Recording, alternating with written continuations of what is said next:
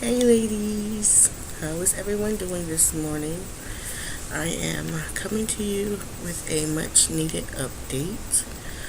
Well, I do have to upload the last video that I have, which gives you the conclusion of last cycle. Um, so I'll probably do that first. So since I don't do that anyway. Since I'm gonna do that first, I might as well go home with the information. I have started my Clomid. I'm on cycle day 7. Yeah, 7. I believe I'm 7. So I'm doing Clomid cycle days 5 through 8, which is 4 days. That's all the pills I had, and that 4 were just 4 days. But actually, I'm cycle day 6. Today I'm 8. I'm cycle day 8. And I have some Clomid F coming in the mail today, so I'll probably start that tonight, and I'll probably do it every other day. I'm not gonna do it just like I did last cycle, which was every day. So anyway, I had my blood work done for my PCOS, and I haven't been to my endocrinologist since May of last year. So as I stated in the last video, she called me and she wanted me to come in. So I did do that. I went and got my blood work done, and I went into her. Now my goals for this appointment was to ask for cryptamine, I believe it's called, to help lower my prolactin level, because I believe wholeheartedly that's the reason why I'm having late periods and absent ovulation and a whole mess of things. So she seen that I lost weight, and to my surprise, even though it's been, my last blood work I had was pretty bad. I mean, it had gotten worse. I went from my thyroid being completely normal, for being on the higher end of normal. And if those that don't know, optimal pregnancy thyroid ranges are 2.5 and under. Well, she constantly tells me my thyroid is good, and I have to go back to see what my thyroid was when I conceived Shania, because I'm not sure. But,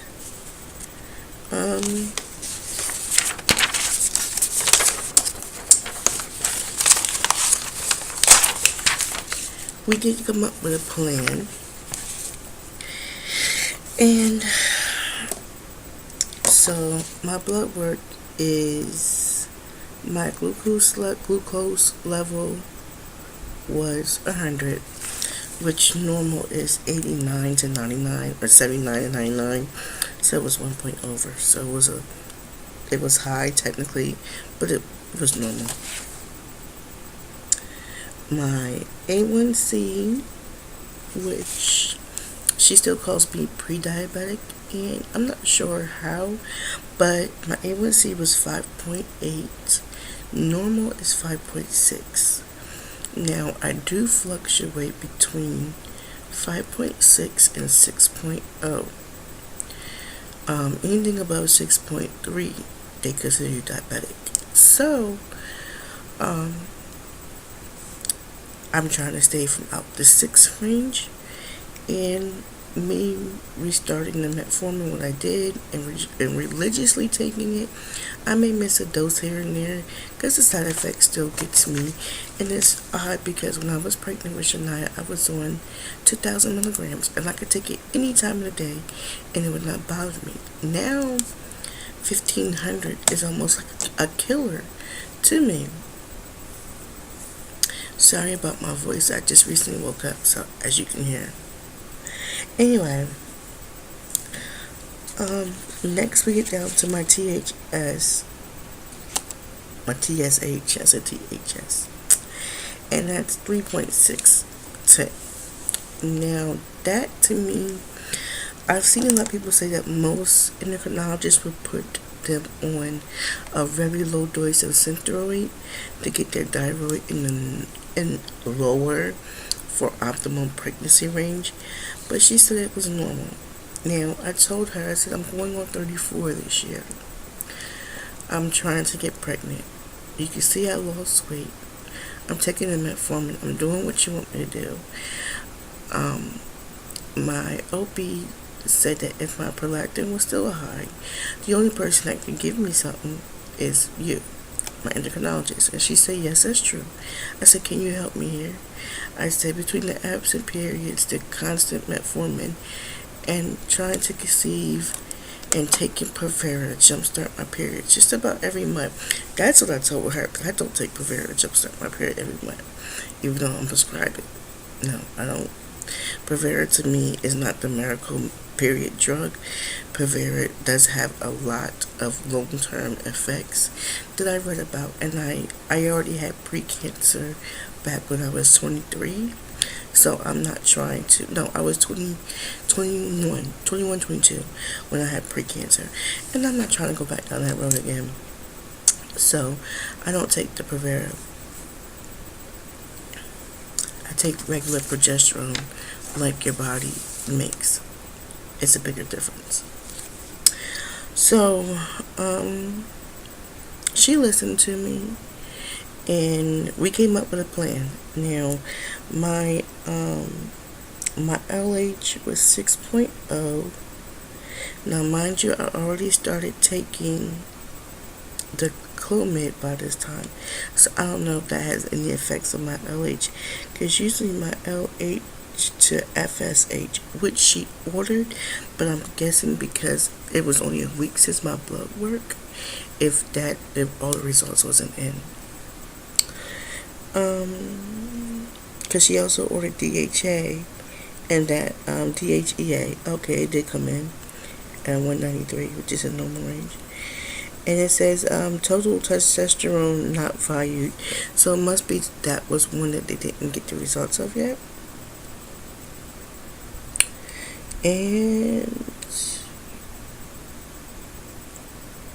my prolactin was 56.5. When I got pregnant with Shania, my prolactin was like 30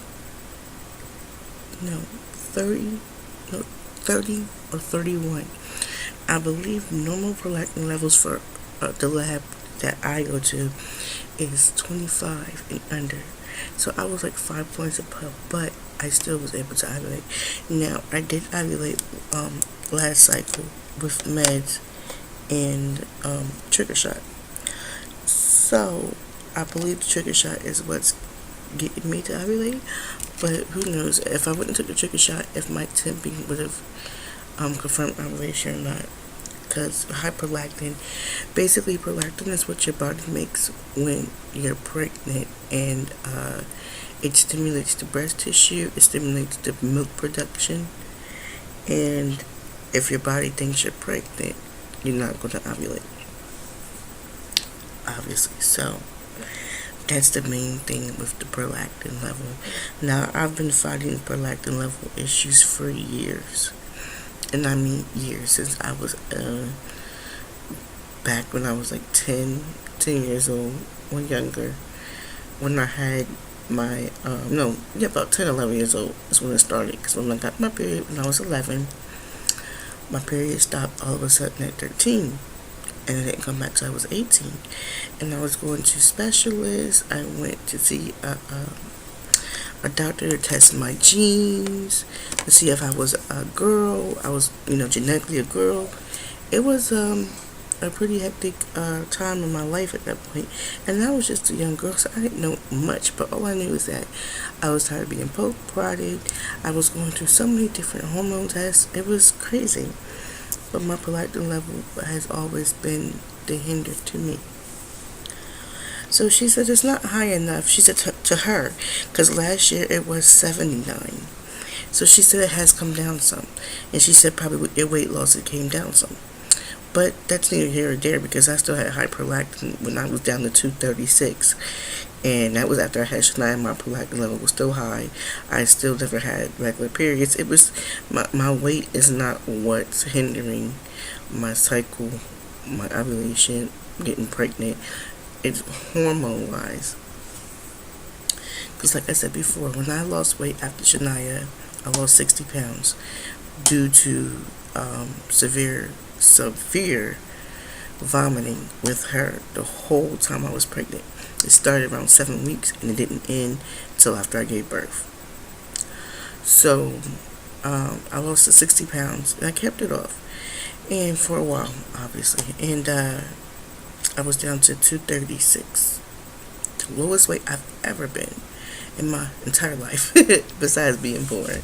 And in high school, even in high school, I was 250.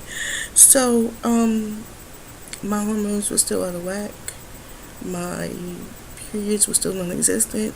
My relation was non-existent because if most know, I started trying to conceive again when Shania was 5 months old. After I have, and it's coincidentally the time I started to TTC, I got my first postpartum period. So I was like, okay, cool, we're gonna do this thing. It's been 2 years, nothing. So my weight is not what's on the menu as far as my issues. It's my hormones. And I always follow my blood work. I always follow everything. So the plan is this. Since I won't do an MRI, and I will not because I'm scared, I opted for a CAT scan with contrast. And she said, we may not see much, but she says, I don't think you have a prolactemia, basically a benign, they're mostly benign tumors on your pituitary gland. And she says, once we get the results of that back, she says, when you get this done, call my office, make an appointment, and come back in, and we'll come up with a plan. She says, depending on what your CAT scan says, I can put you on a low dose of medicine to help lower your prolactin level and see how it goes. Because she says basically, and I understood what she said. She said basically because she doesn't want to give me a medicine I may not need. She said prolactin doesn't always mean, hyperlactin doesn't always mean it hinders your ovulation or whatever, whatnot. But I think in my case, it is, because out of everything that I've seen in this paper, my prolactin has always been the one that's the highest, and everything else is normal.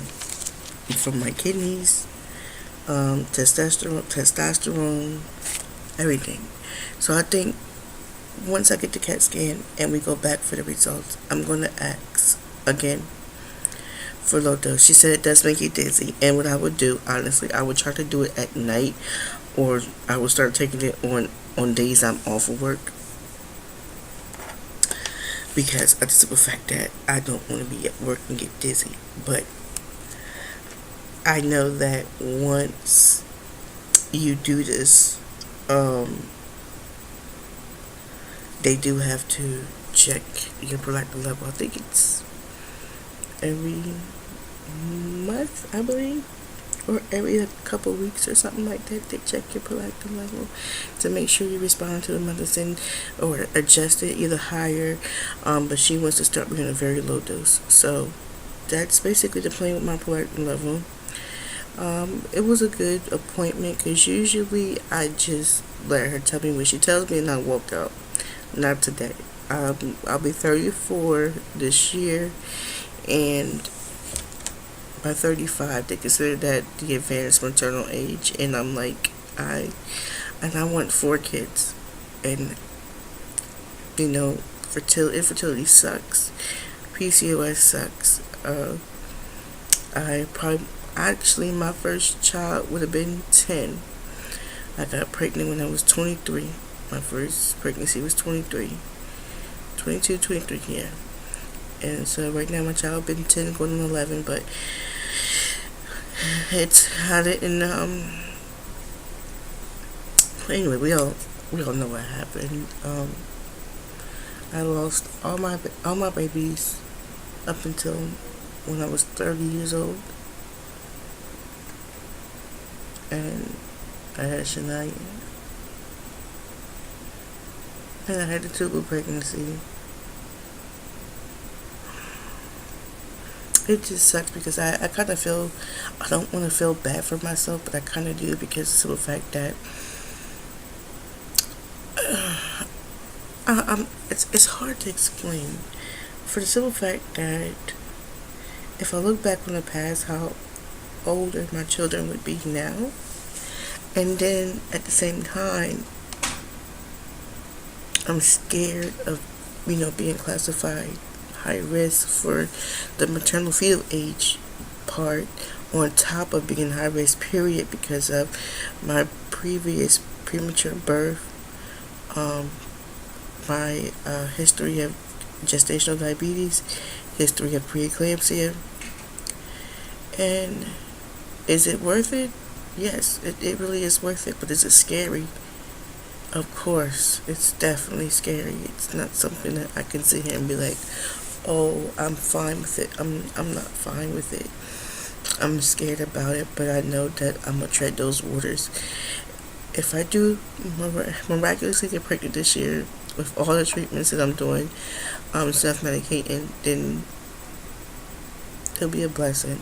But once that baby is born, I'll wait a few months, 5 probably at the most, and try again, because I don't want to be, too late in having kids. But God works on his own time, so I can't say what he has planned for me or not. So only time will tell. It just sucks that it took me this long to start to speak up for myself as far as what doctors think, because every doctor think it's your weight, it's your weight, it's your weight. I'm not gonna lie and say that it's not true, because for some people it can be weight. For me, it's not my weight. It was a time where I was having normal periods like clockwork. My period was 31 days. Every 31 days I got a period, and I bled for 3 days. I had a regular, normal cycle. I could pinpoint it to the T, and that must be when my hormones was normal. Because once they got out of whack, my periods was never normal again. So that's the plan. That's the plan, and I go for, this is my MRI paper. I go for that the 23rd at 9, and I go back to her June 22nd